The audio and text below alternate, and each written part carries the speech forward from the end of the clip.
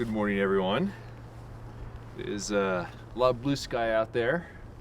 I don't see a single cloud, and it's a little chilly. So I think with this cold temperature snap after the storm, it's really gonna get the fall color going. But today's subject, if it works out, doesn't rely on any fall color. Got this dead ponderosa, this leaning live ponderosa. This is a subject that I scouted maybe a year or two ago, and got some manzanita in the foreground. The sun is starting to hit some of the white sandstone back behind the video camera, and as the sun continues to rise, more of that will be in the light, which will send a little bit of a warm light into the shadows here. So it's 8:20 right now, and I think sometime like 9:20 or so is when the sun will start streaming into view here. So I got about an hour to ponder the composition and get things set up, and then shoot the photo as the sun starts getting a little closer, get more warm light in the scene. But whew, it's a cold one.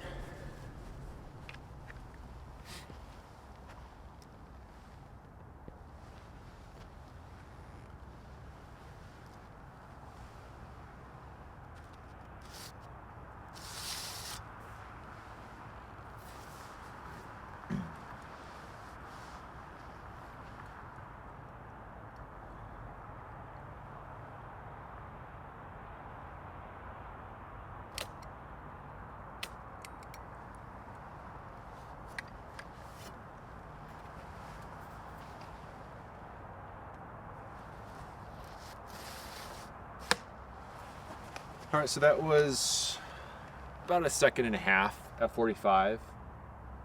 The wind is pretty calm, and the glow is gonna get a little stronger, but this is pretty good. And I think I'm going to do another exposure with a warming filter. I kind of think that a warming filter might not be necessary because I don't want to kill all the cool tone in the dead tree. But I like to see it both ways. So I'm gonna go ahead and increase my exposure by a third of a stop, put the filter on, and then do another sheet of Provia.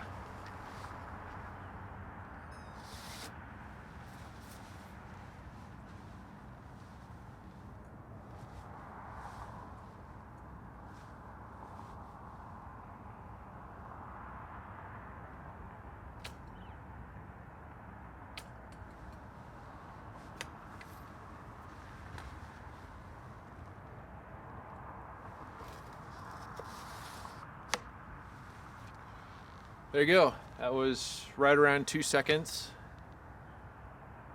And the light's looking pretty good now.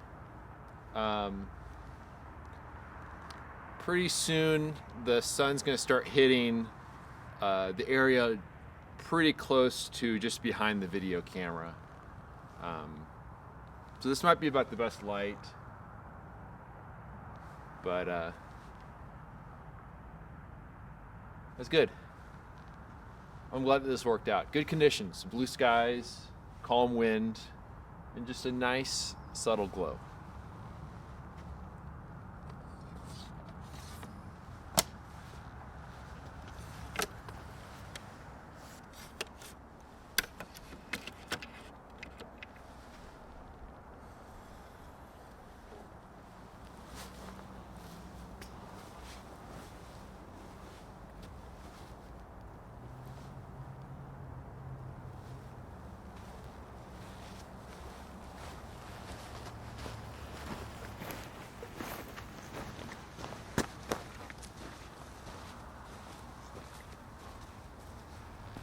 So after taking the photo this morning, went back to my truck, made myself second breakfast, and swapped out a couple film holders.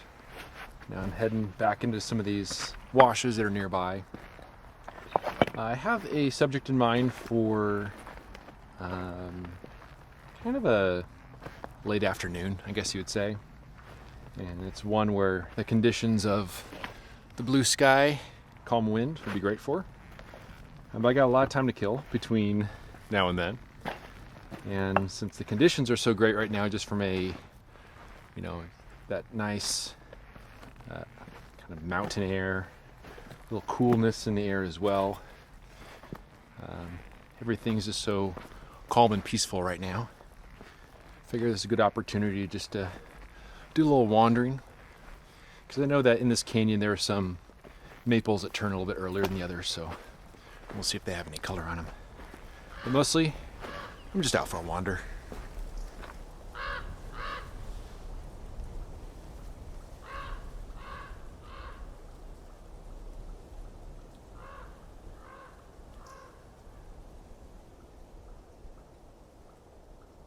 So it was a little after 12:30, and the canyon I'm in now, there is some fall color here.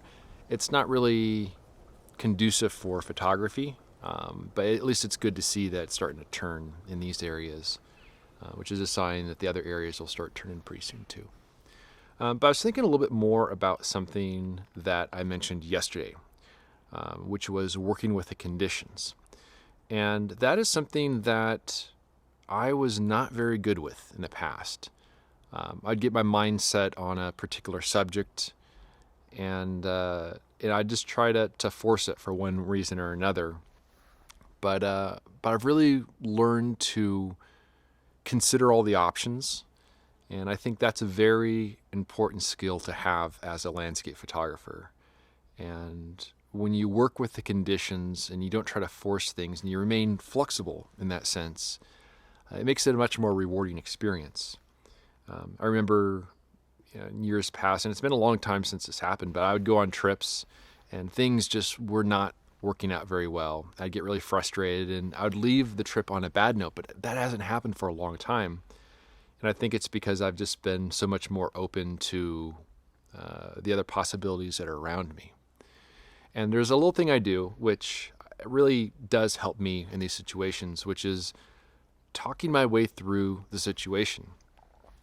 Like yesterday when I was trying to figure out what to photograph because it was a little bit cloudy, it was a little bit rainy. It wasn't rainy enough that there was, good saturated colors to work with. It was just kind of an overcast. And so I was just talking to myself out loud in terms of, where can I go? What can I find? And that's when I remembered that area with the reddish sandstone with the pine needles. And so I went over there and sure enough was able to make it work. So these alternate plans don't just, occur to me. I actually have to talk my way through it. And so that's been a very valuable thing for me. But I'm going to keep enjoying the shade here. And then in another couple hours or so, head over to my potential afternoon subject, which is a series of rocks that tumble down the sandstone slope, nicely eroded, and it gets a really nice glow in the late afternoon. It's a bit of a hike to get back there, so it's going to take a little time getting there. But I would love to be able to photograph that subject again, this time on good film, because I photographed it a couple years ago on film that was compromised. And it's an image that's in my portfolio, but it's an image I could do better with, and I don't think those rocks have moved. So today might be the day I'm able to do that. But I'm going to keep enjoying the shade here and head on over to my afternoon subject in just a little bit.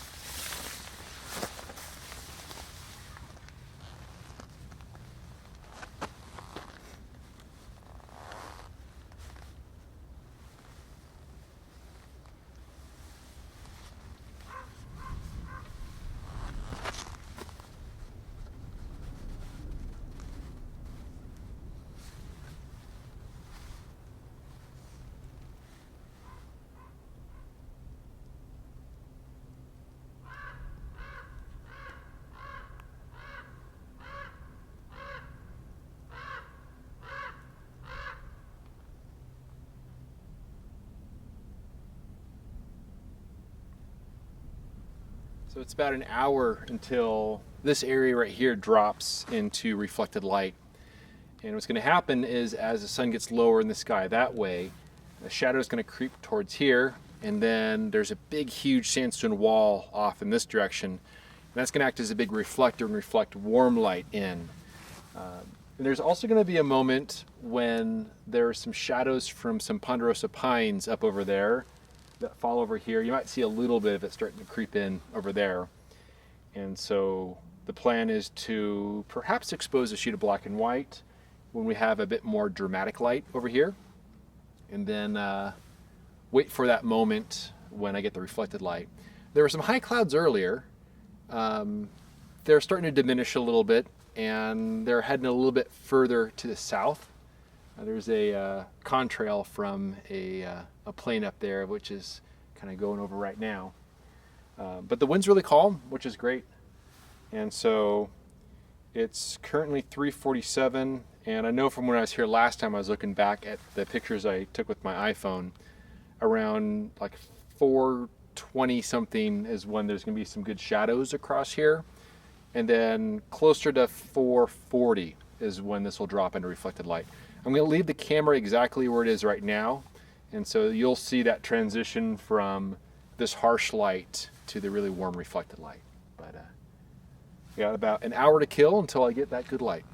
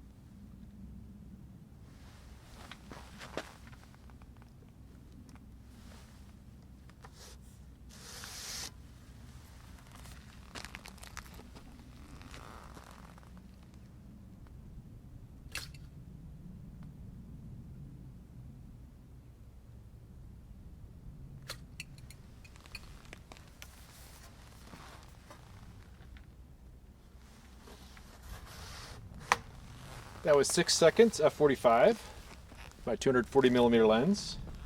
And the scene is in good reflected light right now. I'm gonna go ahead and put another film holder in there and get one more photo before the light starts to fade. I use a 3-stop ND filter to lengthen the exposure, just to avoid any kind of strangeness in terms of like fractions of a second and stuff, because the shutter only does full stop increments. So an ND filter just kicks it into a range I can time pretty easily. Let's do another sheet as a backup.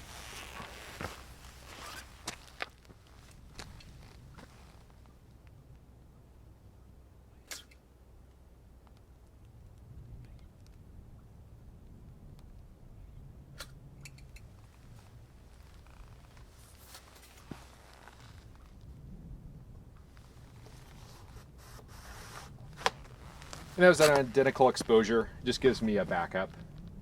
I'm just using the light meter to meter the bright areas, the dark areas, make sure it's all within the range. Provia does not need a warming filter for any of this. We have a very large natural warming filter with this massive white sandstone formation over there. But it feels great to get this composition set again. I was comparing the photo I shot last time to the composition now, and it was so cool to see even like the small rocks. I didn't see anything that's moved since then, so pretty darn cool. It's not often we get second chances in life, yet second chances have become a recurring theme with my photography. It's one of the benefits of returning to familiar locations. Whether it's a photo that was taken on compromised film, or a subject that needed just the right set of conditions, it's not uncommon for me to try a few times before getting it right. My photo that morning turned out exactly as I had hoped.